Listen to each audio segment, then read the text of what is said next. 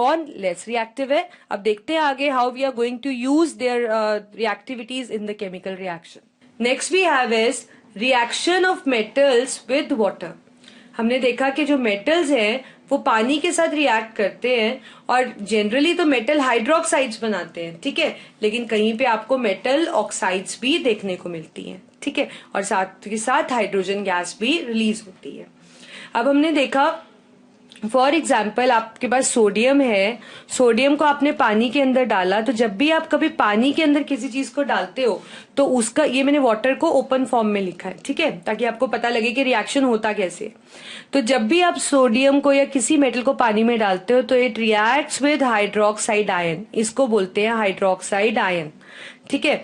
तो आपको पता है इसकी वैलेंसी ये है, हाइड्रोक्साइड की वैलेंसी OH नेगेटिव है, तो आप इसको क्रिस क्रॉस करेंगे, ये क्या बनेगा NaOH। तो यही यहाँ पे फॉर्मूला बनने वाला है सोडियम हाइड्रोक्साइड, क्योंकि ये हाइड्रोक्साइड ग्रुप है, इस ग्रुप का नाम क्या है, हाइड्रोक्साइड। तो ये हाइड्रोक्साइड सोडियम हाइड्रोक्साइड के साथ क्रिस क्रॉस करेगा। देखिए कभी भी क्रिस क्रॉस आप समझ गए ना कैसे होता है, पॉजिटिव वाला नेगेटिव पार्ट के साथ करता है, क्योंकि यहाँ पे देखिए Na की जो वैलेंसी है वो है पॉजिटिव, हाइड्रोजन की भी पॉजिटिव और हाइड्रोक्साइड की नेगेटिव, तो ऑब्वियसली पॉजिटिव वाला नेगेटिव वाले के साथ बॉन्ड बनाता है, ठीक है। तो इस तरीके से क्रिस क्रॉस हुआ, बना NaOH और हाइड्रोजन गैस की फॉर्म में रिलीज कर गया। इस एरो का मतलब है ये गैस है, उड़ जाएगी, एस्केप कर जाएगी, ठीक है। तो जब भी मेटल आप पानी में डालो वो क्या बनाते हैं, दे फॉर्म मेटल ऑक्साइड और मेटल हाइड्रोक्साइड, और इनकी नेचर क्या है, इनकी नेचर है बेसिक, और कभी भी किसी बेस को पानी में घोल दे तो वो क्या बन जाता है, अल्कली या अल्कलाइन सॉल्यूशन। तो याद रखेंगे आप कि whenever metal is added to water it give rise to metal hydroxide. This is metal hydroxide. As you can see the hydroxide group है ना, दिख रहा है ना आपको, हाइड्रोक्साइड ग्रुप के साथ ही तो क्रिस क्रॉस कराया हमने, and plus it give rise to hydrogen gas, ठीक है। एग्जाम्पल कुछ और देखते हैं। General reaction metal plus water, metal hydroxide और साथ में हाइड्रोजन गैस, जैसे Mg प्लस H2O क्या बना, MgOH whole twice plus H2, sodium plus H2O NaOH plus H2, calcium plus water it forms calcium hydroxide, ठीक है। तो इस तरीके से ये रिएक्शंस होते रहते हैं, मतलब पानी के साथ जब भी आप किसी को रिएक्ट करोगे तो वो क्या बनाएगा, अपनी हाइड्रोक्साइड या ऑक्साइड और साथ में हाइड्रोजन गैस। अब हमने देखा कुछ मेटल्स कोल्ड वाटर के साथ रिएक्ट करते हैं, कुछ हॉट के साथ करते हैं और कुछ स्टीम के साथ करते हैं, ठीक है। अब मेटल्स जो कोल्ड वाटर के साथ रिएक्ट करते हैं वो हमेशा अपनी हाइड्रोक्साइड्स बनाते हैं, वो ऑक्साइड्स नहीं बनाते, वो क्या बनाते हैं, हाइड्रोक्साइड, जैसे पोटेशियम, सोडियम, कैल्शियम। देखिए पोटेशियम को जब आप पानी के साथ रिएक्ट करोगे वो बनाएगा potassium hydroxide plus hydrogen gas. ऐसे ही सोडियम को करोगे, ठीक है, तो it will give rise to sodium hydroxide plus hydrogen gas. ऐसे ही कैल्शियम को वाटर के साथ करोगे, it will give rise to calcium hydroxide plus hydrogen. ये फॉर्मूला सब मैंने वैलेंसीज का यूज करके बनाए हैं। देखिए कैल्शियम 2 पॉजिटिव, हाइड्रोक्साइड नेगेटिव, क्या बना क्रिस क्रॉस करके, CaOH होल ट्वाइस, इस तरीके से। सिमिलरली फॉर KOH और NaOH भी, सिर्फ वैलेंसीज को ध्यान में रखना आपने, ठीक है। अब हमने देखा कि मेटल्स जो हॉट वाटर के साथ रिएक्ट करते हैं वो होते हैं, जैसे कि एग्जांपल है आपके पास मैग्नीशियम। जब भी कोई हॉट वाटर के साथ रिएक्ट करता है, ठीक है, ये हॉट वाटर है, तो हॉट वाटर के साथ रिएक्ट करता है तो वो अपनी हाइड्रोक्साइड नहीं बनाता, वो क्या बनाता है, अपनी ऑक्साइड, और साथ में रिलीज होती है उसके हाइड्रोजन गैस। जैसे कि अब आप ये व्हाइट पाउडर देख रहे हो, दिस इज मैग्नीशियम, तो मैग्नीशियम जब, sorry this is magnesium oxide, it is not magnesium, it is magnesium oxide. तो आपने क्या किया, मैग्नीशियम को हॉट वाटर के साथ रिएक्ट किया, इसने ये व्हाइट कलर का सब्सटेंस बनाया विच इज मैग्नीशियम ऑक्साइड। अब मेटल्स कुछ हैं जो स्टीम के साथ भी रिएक्ट करते हैं, वो कौन कौन से हैं, एल्यूमिनियम, आयरन और जिंक, ठीक है। तो जब भी कोई स्टीम के साथ रिएक्ट करता है तब भी वो क्या बनाते हैं, अपनी ऑक्साइड्स बनाते हैं, they form metal oxides not hydroxides. देखिए एल्यूमिनियम ने वाटर के साथ रिएक्ट किया, it forms aluminium oxide plus hydrogen, ठीक है। ऐसे ही आपके पास आयरन ने रिएक्ट किया, it give rise to iron oxide that is Fe3O4 plus H2. Zinc ने रिएक्ट किया, it form ZnO plus H2. आपको ध्यान रखना है आयरन की ऑक्साइड जनरली Fe2O3 हर जगह पे यूज होती है, लेकिन जब हम आयरन को स्टीम के साथ रिएक्ट करते हैं तो यहाँ पे ये ऑक्साइड इस फॉर्मूले की बनाता है Fe3O4. ये इंपॉर्टेंट बात है, याद रखेंगे कि आयरन की ऑक्साइड जो बनती है यहाँ पे दैट इज Fe3O4. ठीक है, और जिंक क्या बनाता है, zinc oxide plus hydrogen gas. और ये जो साइन देख रहे हैं ना हम, ये जो साइन एरो, क्योंकि आप सोच रहे होंगे कि अभी तक जितने रिएक्शंस की एरो सिर्फ राइट की तरफ पॉइंट कर रहा था, इसके अंदर एरोस हाफ हो गए और लेफ्ट और राइट दोनों तरफ पॉइंट कर रहे हैं. ऐसी रिएक्शंस को आप बोलते हो रिवर्सिबल. इसका मतलब होता है कि रिएक्शन फॉरवर्ड भी हो सकती है, जब ये अमाउंट ज्यादा हो जाए तो ये रिएक्शन बैकवर्ड भी हो सकती है. मतलब ये रिएक्शन दोनों तरीके से हो सकती है. ठीक है, और कुछ मेटल्स अब हमारे पास ऐसे भी हैं जो पानी के साथ रिएक्ट करते ही नहीं, जैसे कि कौन सा है हमारे पास, कॉपर. ये पानी के साथ रिएक्शन करते ही नहीं है. तो टेंडेंसी जो पानी के साथ रिएक्ट करने की है वो कैसे है, पोटेशियम बहुत जल्दी रिएक्ट करता है, सोडियम थोड़ा कम करता है, कैल्शियम आपने देखा कि इसकी रिएक्टिविटी थोड़ी कम हो जाती है, मैग्नीशियम हॉट वाटर के साथ करता है, ये स्टीम के साथ करते हैं, है ना. और जो कॉपर है वो करता ही नहीं है पानी के साथ रिएक्ट. ठीक है, अब आप जानते हैं कि भी ये जिस तरीके से मैंने आपको बताया कि ये क्यों नहीं रिएक्ट करते. ये इसलिए रिएक्ट नहीं करते क्योंकि देखिए जैसे कॉपर की बात करते हैं, कॉपर ने पानी के साथ रिएक्ट करना था, तो रिएक्ट करने पे क्या करना था, कॉपर ने हाइड्रोक्साइड के साथ रिएक्ट करना था और हाइड्रोजन को हटाना था. ठीक है, मतलब आप हटाने को क्या बोल सकते हो कि उसने हाइड्रोजन को डिस्प्लेस करना था. ठीक है, अब कोई भी मेटल या कोई भी सब्सटेंस दूसरे सब्सटेंस को तब डिस्प्लेस करता है अगर ये मोर रिएक्टिव हो और ये लेस रिएक्टिव हो. ठीक है, अब हमारे पास एक रिएक्टिविटी सीरीज, जैसे कि अभी हमने पढ़ी थी कि रिएक्टिविटी सीरीज होती है इस तरीके से, है ना. तो इसके अंदर जो ऊपर आता है, पहले मैं रिएक्टिविटी सीरीज लिख देती हूं. ठीक है, ये हमारे पास रिएक्टिविटी सीरीज है, ये हाइड्रोजन है, हाइड्रोजन के बाद हमारे पास सब्सटेंसेस आते हैं copper, mercury, silver, gold, platinum. ठीक है, तो अब जो रिएक्टिविटी सीरीज में ऊपर आते हैं वो ज्यादा रिएक्टिव है, जो रिएक्टिविटी सीरीज में नीचे आते हैं वो लेस रिएक्टिव है. तो ऐसे इसमें अब हमने देखा कि कॉपर जो है हाइड्रोजन के बाद आता है, इसका मतलब ये लेस रिएक्टिव है, और हाइड्रोजन इसके पहले आता है तो ये मोर रिएक्टिव है. तो कभी भी मोर रिएक्टिव वाला लेस रिएक्टिव को डिस्प्लेस कर सकता है, लेस रिएक्टिव वाला मोर रिएक्टिव को नहीं कर सकता. अब कॉपर देखिए वो क्या है, लेस रिएक्टिव है ना, बाद में आता है, और हाइड्रोजन पहले आता है तो मोर रिएक्टिव है. तो ये रिएक्शन कैसे होगा, कॉपर तो हाइड्रोजन को डिस्प्लेस कर ही नहीं सकता, उसकी जगह ले ही नहीं सकता, इसलिए कॉपर पानी के साथ रिएक्ट नहीं करता. Next we have is reaction of metals with dilute acids. तो मेटल जो है डाइल्यूट एसिड के साथ रिएक्ट करते हैं और क्या बनाते हैं, अपने रिस्पेक्टिव सॉल्ट, और हाइड्रोजन गैस भी रिलीज होती है. ठीक है, और एसिड्स जैसे कि हम डिस्कस कर चुके हैं जिसके अंदर हाइड्रोजन आयन होते हैं, जैसे हाइड्रोक्लोरिक एसिड, ये है सल्फ्यूरिक एसिड, नाइट्रिक एसिड, इस तरीके के बहुत सारे एसिड्स होते हैं. और डाइल्यूट वर्ड से भी आप फैमिलियर हैं. डाइल्यूट एसिड वो होता है जिसके अंदर पानी का कंटेंट हाई होता है, वाटर लेवल ज्यादा होता है. तो आपने मेटल लिया, मेटल के अंदर आपने एसिड डाला, सपोज HCl, तो मेटल की वैलेंसी पॉजिटिव होती है, +1, +2, +3 आप जानते हैं. हाइड्रोजन भी प्लस होता है और क्लोरीन होता है नेगेटिव. ये सब वैलेंसी चार्ट से हमें पता लगा. तो मेटल किसके साथ रिएक्ट करेगा, वापस नेगेटिव वाली के साथ करेगा, तो it will form MCl + H2, और इसको आपने क्या बोला, मेटल का सॉल्ट. ठीक है, now let's see reaction of metals with dilute acids. Na + HCl. ठीक है, तो Na की वैलेंसी है पॉजिटिव, H की भी होती है पॉजिटिव और Cl की होती है नेगेटिव.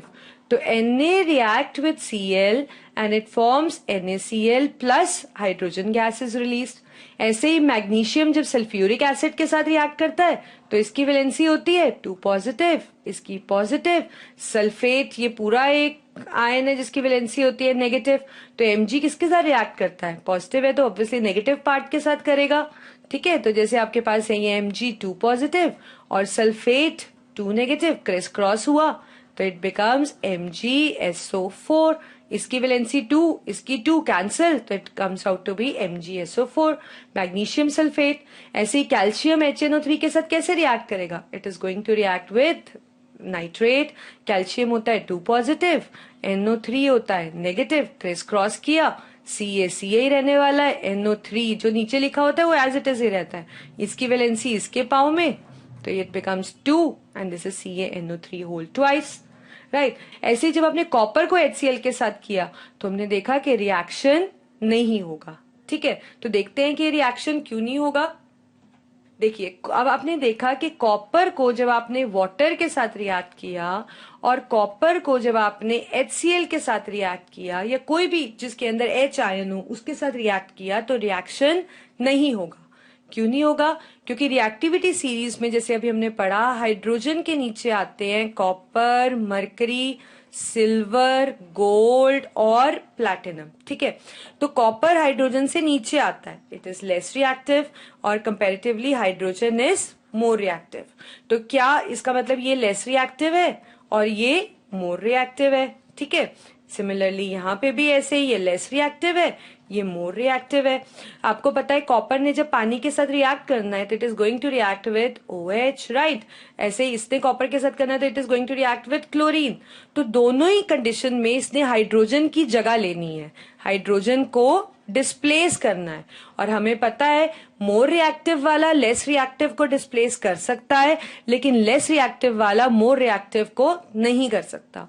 अब जैसे कि रिएक्टिविटी सीरीज में आपने पढ़ा कि हाइड्रोजन मोर रिएक्टिव है और कॉपर लेस रिएक्टिव है, तो क्या ये रिएक्शन पॉसिबल है? नहीं। तो no reaction is going to take place.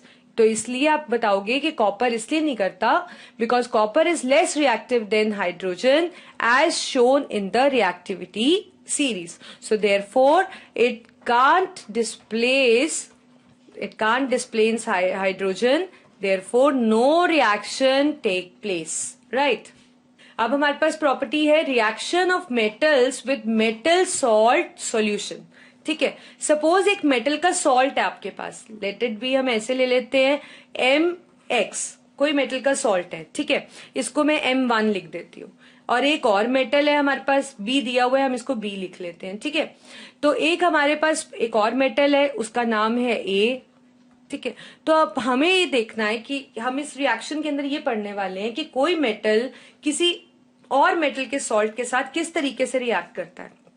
इस रिएक्शन में भी हम रिएक्टिविटी सीरीज को फॉलो करेंगे जो कि हमने पढ़ा है। ठीक है, तो ये रिएक्शन होने के लिए भी ये मेटल जो अकेला है ये मोर रिएक्टिव होना चाहिए और ये लेस रिएक्टिव होना चाहिए, तभी ये रिएक्शन हो पाएगा। अदरवाइज अगर उल्टा होता है, ये जो Ma वाला है मेटल जो A है वो लेस रिएक्टिव हो और ये मोर रिएक्टिव हो तो रिएक्शन नहीं होगा। ठीक है, तो एक कंडीशन जो रिएक्शन होने के लिए चाहिए कि ये मेटल मोर रिएक्टिव होना चाहिए और जो सॉल्ट बना हुआ मेटल है वो लेस रिएक्टिव होना चाहिए। देखिए एक एग्जांपल करते हैं, Zn प्लस CuSO4। ठीक है, हमने रिएक्टिविटी सीरीज में पढ़ा था कि जिंक ऊपर आता है, हाइड्रोजन आप कह लो कि यहाँ है और कॉपर इससे नीचे है, तो इसका मतलब जिंक मोर रिएक्टिव है और कॉपर लेस रिएक्टिव है। ठीक है, अब ये रिएक्शन को देखिए, जो मेटल अकेला है वो मोर रिएक्टिव है और जो मेटल सॉल्ट फॉर्म में है दैट इज लेस रिएक्टिव। तो इसका मतलब मोर रिएक्टिव ने लेस रिएक्टिव को डिस्प्लेस करना है, तो क्या ये रिएक्शन हो सकता है? डेफिनेटली हो सकता है। तो हमने इसको वैसे ही इसका फॉर्मूला बनाया, Zn is Zn 2 positive valency होती है, सल्फेट की वैलेंसी होती है 2 नेगेटिव, क्रिस क्रॉस किया 2 2 कैंसिल हो गया और हमारे पास आ गया ZnSO4 और Cu अलग हो गया। अब देखो ये जब रिएक्शन होगी तो इसमें आपको चेंज, विजिबल चेंज क्या दिखेगा? कॉपर सल्फेट का कलर होता है ब्लू, ठीक है।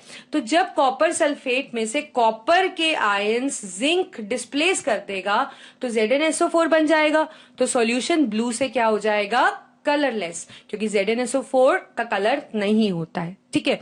तो जब भी अब आपसे कोई क्वेश्चन ये इस बारे में पूछेगा तो आप कैसे आंसर दोगे इसका, आप रिएक्शन लिखोगे और आप बताओगे zinc is more reactive than copper according to reactivity series, so it displaces copper from its solution and solution changes from blue to colorless, या आप कह सकते हो कि blue color fades, ये भी आप बता सकते हो। तो this is the visible effect, what you get to see is कि ब्लू कलर का सॉल्यूशन कलरलेस हो गया। Now we have is the introduction of non metals. ठीक है, मेटल्स आप बहुत कुछ जान चुके हैं मेटल्स के बारे में, तो अब हम नॉन मेटल्स के बारे में पढ़ते हैं। तो नॉन मेटल्स वो होते हैं जिनके लास्ट शेल में, मतलब वैलेंस शेल में, या तो 4 या 5 या 6 या 7 इलेक्ट्रॉन्स हो।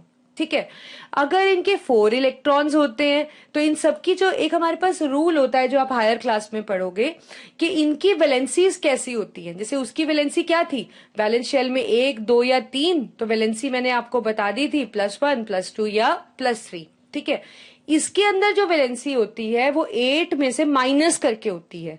अब 8 में से क्यों माइनस करके होती है, this is beyond your level और आप ये हायर क्लासेस में करोगे। तो अभी के लिए आप याद रखोगे कि कभी भी मेटल्स या नॉन मेटल्स की वैलेंसी देखनी होती है तो मेटल्स की वैलेंसी तो उनके वैलेंस इलेक्ट्रॉन्स के इक्वल होती है, क्योंकि वो लूज करते हैं तो +1, +2 और +3। लेकिन जो नॉन मेटल्स हैं उनकी वैलेंसी 8 में से माइनस करके आप निकालते हो। ठीक है, तो जैसे आपने 4 है तो इसकी वैलेंसी क्या होगी, -4, -3, 6 वाले की -2 और 7 वाले की -1। तो आप कह सकते हो कि जो नॉन मेटल्स हैं उनके वैलेंस शेल में 4, 5, 6 या 7 इलेक्ट्रॉन्स होते हैं। दूसरी बात, उनकी वैलेंसीज नेगेटिव होती है क्योंकि वो हमेशा इलेक्ट्रॉन्स गेन करते हैं और गेन करने के बाद उनपे नेगेटिव साइन आता है, इसीलिए वैलेंसीज भी क्या होती है, देखिए नेगेटिव। और कैसे वैलेंसी निकाल पाओगे, या वैलेंसी कैसे वैलेंस इलेक्ट्रॉन के साथ लिंक्ड है, 8 में से जितने वैलेंस इलेक्ट्रॉन होंगे उनको 8 में से आप सब्ट्रैक्ट कर दीजिएगा और उनकी वैलेंसीज नेगेटिव की फॉर्म में आप लिख दीजिएगा। तो नॉन मेटल्स वो होते हैं जिनके लास्ट में 4, 5, 6 या 7 वैलेंस इलेक्ट्रॉन हो, जिनकी वैलेंसीज नेगेटिव होती है और जो हमेशा इलेक्ट्रॉन गेन करते हैं। ठीक है, फिजिकल प्रॉपर्टीज के बारे में बात करते हैं। तो नॉन मेटल्स नॉन मेलिएबल है, ना तो थिन शीट्स बनती है ना वायर्स, तो नॉन डक्टाइल, पुअर कंडक्टर है हीट एंड इलेक्ट्रिसिटी के, नॉन सोनरस है, नॉन लस्ट्रस है, सॉफ्ट होते हैं, स्टेट सॉलिड, लिक्विड, गैस कुछ भी हो सकती है, melting and boiling point is low and even they have low tensile strength. ठीक है, तो पहली प्रॉपर्टी करते हैं that they are non malleable. क्यों नॉन मेलिएबल होते हैं, इसका मतलब उनसे थिन शीट्स नहीं बन सकती हैं। क्यों, क्योंकि वो ब्रिटल होते हैं, वो हैमर का स्ट्रेन नहीं सह सकते हैं। जैसे कि देखिए ये आपके पास है phosphorus, this is phosphorus. Phosphorus भी एक नॉन मेटल है हमारे पास जिसका सिंबल होता है P, और ये है हमारे पास सल्फर, जैसे कि आपको येलो कलर का पाउडर दिख रहा है, इसका सिंबल होता है S। क्या पाउडर को हैमर करके थिन शीट्स बनाया जा सकता है, नहीं। ठीक है, तो कुछ नॉन मेटल्स पाउडर फॉर्म में भी हैं या कुछ और भी रीजन है कि जिसके करके आप क्या बता सकते हो कि नॉन मेटल्स हैमर का स्ट्रेन नहीं सह सकते हैं, क्योंकि ये कच्चे होते हैं। ब्रिटल मीन्स दे कच्चे होते हैं, that is why they can not be beaten into thin sheets. Example जैसे कि हम डिस्कस कर चुके हैं, सल्फर, फॉस्फोरस, ये ब्राउन कलर का पाउडर को हैमर नहीं करा जा सकता, थिन शीट्स नहीं बनाई जा सकती। ठीक है, तो इसीलिए they are non malleable, that means they can not be beaten into thin sheets. Next we have is ductility. तो ये नॉन डक्टाइल है, इनसे वायर्स भी नहीं बन सकती। सेम रीजन कि इनको भी वायर बनाने के लिए भी तो हैमर करना पड़ेगा। ये क्या होते हैं, ब्रिटल, कच्चे होते हैं, टूट जाते हैं, तो therefore they can not be drawn into thin wires also. Next we talk about their electricity, poor conductor of heat and electricity. हमने देखा क्यों, क्योंकि हमें पता है कि भी कभी भी इलेक्ट्रिसिटी का गुड कंडक्टर होने के लिए they should have free mobile electrons, और नॉन मेटल्स की इंट्रोडक्शन में हमने पढ़ा कि ये तो इलेक्ट्रॉन गेन करते हैं, इनको तो इलेक्ट्रॉन बल्कि चाहिए, तो फ्री इलेक्ट्रॉन्स का तो मतलब ही नहीं है। तो इसका मतलब ये इनके अंदर कोई ऐसे फ्री इलेक्ट्रॉन्स नहीं है जो मूव कर सके और जो करंट को कॉन्स्टिट्यूट कर पाए, इसलिए ये पुअर कंडक्टर है। लेकिन जैसे कि हर फैमिली में एक एक्सेप्शन होती है, तो ग्रेफाइट जो कि कार्बन का ही फॉर्म है, उसका ऑलोट्रॉप है, वो गुड कंडक्टर है इलेक्ट्रिसिटी का। जैसे कि आप देख रहे हो फिगर में, पेंसिल का लेड भी ग्रेफाइट का होता है। This is good conductor.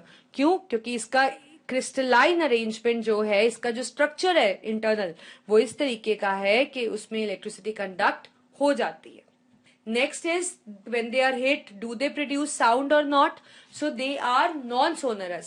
ये ऐसी कोई साउंड नहीं प्रोड्यूस करते जिस हिट करने से, इसलिए ये नॉन सोनरस है। ठीक है, जैसे कि अब ये देखिए फॉस्फोरस है, ये क्या है हमारे पास? फॉस्फोरस। तो आपको लगता है कि इसको हिट करेंगे तो कोई साउंड आएगी? No, you are not going to hear any kind of sound, so therefore they are non sonorous.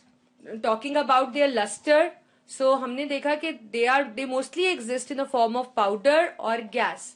ठीक है, तो पॉलिश तो हो नहीं सकते, पॉलिश नहीं हो सकते तो कोई रिफ्लेक्शन भी नहीं हो सकती है, और आपको पता है शाइन करने के लिए तो रिफ्लेक्शन जरूरी है, इसलिए they do not have any kind of lustre. पर फिर भी एक्सेप्शन है, ये जैसे कि आप देख रहे हैं आयोडीन और ये ग्रेफाइट जो पेंसिल की लिड है, दे आर लस्ट्रस, इनके अंदर शाइन है। आप देख रहे हैं ना, आयोडीन के अंदर शाइन दिख रही है आपको। They have low tensile strength, ये स्ट्रेन बियर नहीं कर सकते क्योंकि ये इतने स्ट्रॉन्ग नहीं होते। They are not so strong, therefore they can not bear the strain, इसलिए इनकी टेंसाइल स्ट्रेंथ भी लो है। नेक्स्ट इज सॉफ्टनेस, क्योंकि ये नॉन डक्टाइल है, नॉन मेलिएबल है, ना वायर बन रही है ना शीट बन रही है। इसका कारण क्या है? कि वो स्ट्रॉन्ग नहीं है। इसका मतलब वो क्या है? They comparatively compare to metals they are soft. But फिर हमारे पास एक्सेप्शन है, like diamond. Diamond is the hardest known substance.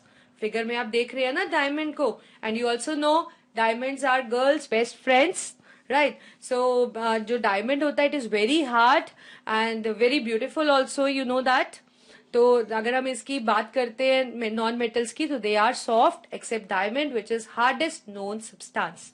अब क्योंकि ये सॉफ्ट है तो ऑब्वियसली मेल्टिंग बॉइलिंग पॉइंट भी लो होने वाला है, क्योंकि कभी भी कोई स्ट्रांग होगा तो पार्टिकल्स, मैंने आपको बताया था कि पास पास होंगे।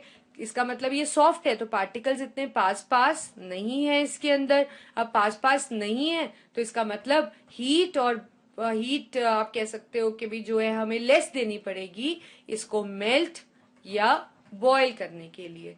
ठीक है, क्योंकि पास पास नहीं है, जैसे कि हमने बात किया था, उतनी अट्रैक्शन भी नहीं है। अट्रैक्शन नहीं है तो हीट भी कम चाहिए होगी उसको मेल्ट या बॉयल करने के लिए, एक्सेप्ट डायमंड, क्योंकि डायमंड हमने पढ़ा हार्डेस्ट सब्सटेंस है, तो ऑब्वियसली उसके अंदर अट्रैक्शन है, इसलिए मेल्टिंग बॉइलिंग पॉइंट भी उसका हाई होगा। स्टेट की बात करते हैं, सॉलिड भी एग्जिस्ट करते हैं, लिक्विड भी है, कुछ नॉन मेटल्स और कुछ गैस भी है रूम टेम्परेचर पे।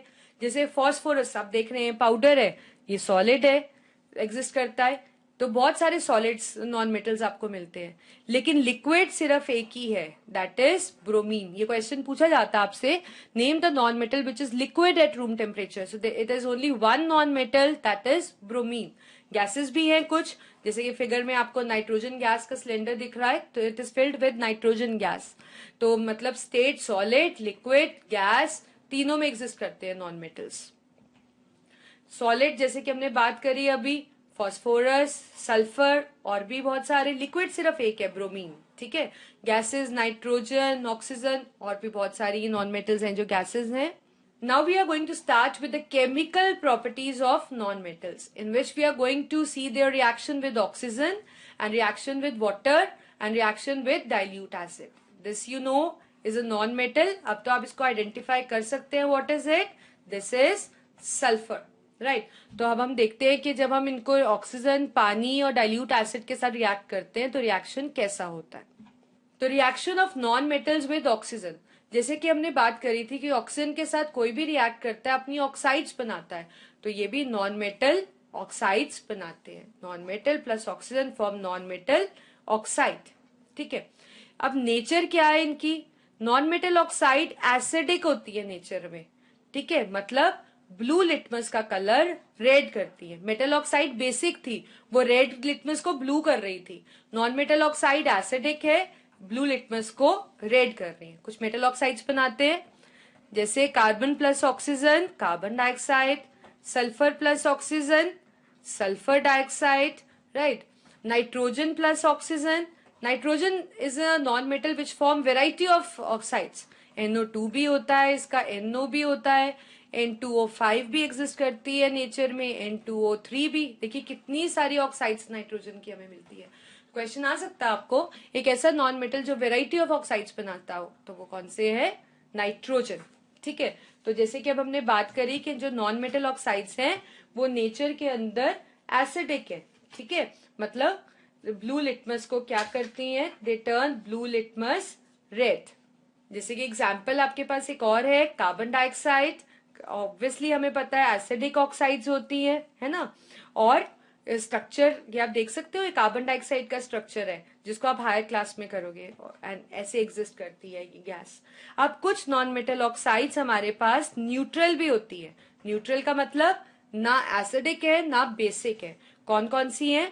Carbon monoxide, water, NO and N2O। ये चारों ऑक्साइड्स हमारे पास न्यूट्रल है। तो सारी नॉन मेटल ऑक्साइड एसिडिक है except these four, they are neutral. That means they are neither acidic nor basic. Next we have is reaction of non metals with water and dilute acids. ठीक है, तो अब क्या होता है कि जैसे ये नॉन मेटल है, पानी के साथ रिएक्ट करेगा, या कोई नॉन मेटल आप कह लो कि भी एसिड के साथ रिएक्ट करेगा, तो इसमें